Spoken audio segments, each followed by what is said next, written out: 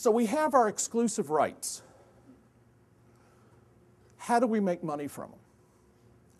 That's where the music publisher comes in. And, in order to do money, I have a green marker.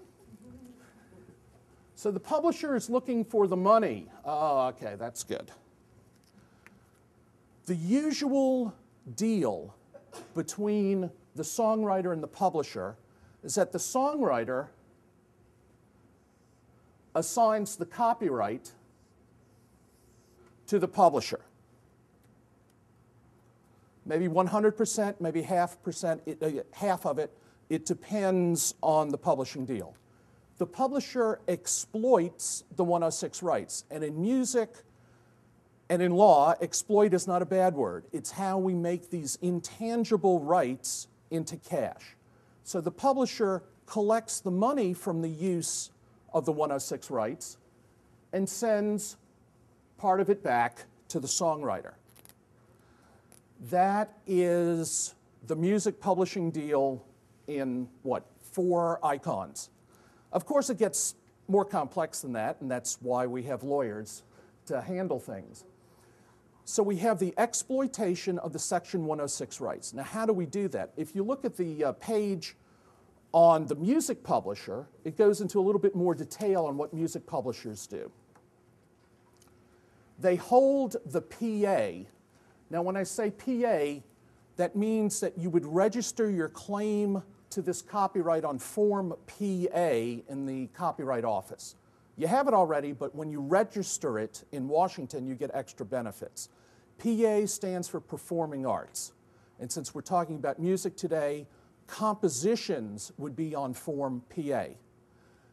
If you're filing the copyright registration for a sound recording, that would be on Form SR, and the record label would hold the P in the circle copyright on the composition. CDs are covered with copyrightable things. You've got the sound recording that's copyrightable.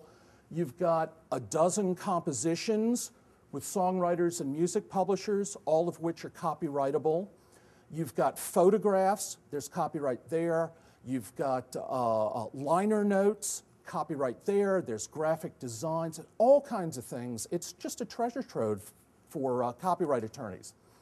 Anyway, Section 106, 1 and 3 says to make copies and to distribute and sell those copies. The reason we call it music publishing is because that used to be the only way copies of compositions got to the public. They were actual publishers who had to engrave printing plates, sell the sheet music, and that's how they did it. Composers didn't make much money from that. Mozart had private patrons. He had to put on concerts. So did Franz Liszt. He was the rock and roll star of the 1800s. But he put, you like Franz Liszt, yeah. He was a rock star. He put on concerts. That's how they made their money.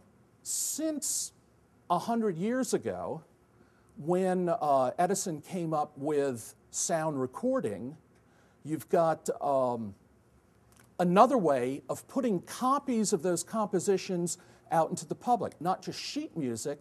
You have a copy of that composition on Edison's wax cylinder, on your CD, on a cassette tape, on an MP3.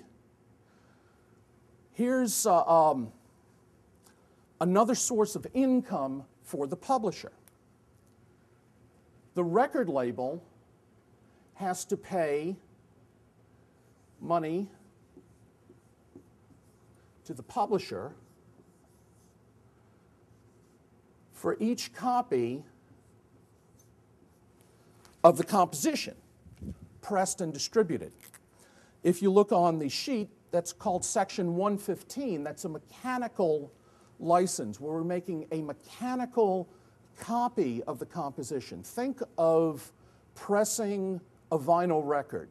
You've got grooves in the master that's being pressed into the plastic. That is a copy. Section 115 money goes to the publisher. But that's not the only source of income. That's a very large source of income, but not the only. You've got other uses of the composition. You've got public performances. Remember Section 106, number 4 and 5, public performance, public display.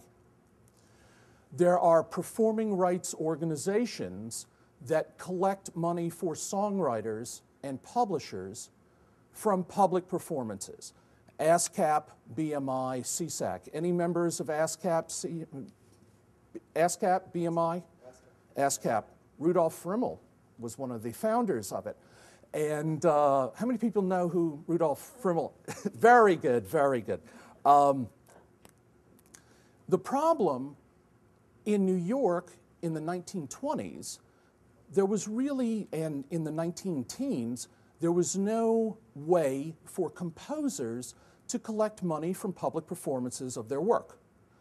If a show was playing on Broadway, that was fine. They could walk down the street and go, oh yeah, it's my show on Broadway, where's my cut of the box office?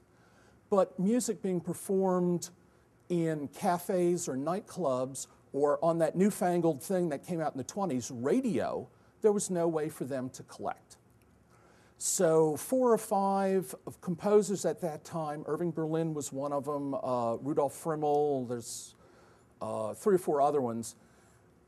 They got together and said, here's what we're going to do. We're going to pool our performing rights, and we're going to have one organization, ASCAP, American Society of Composers, Authors, Publishers, go out and collectively license our work to radio stations and cafes and nightclubs, concert halls, and that's how the public performance money goes back to the publishers and to the songwriters.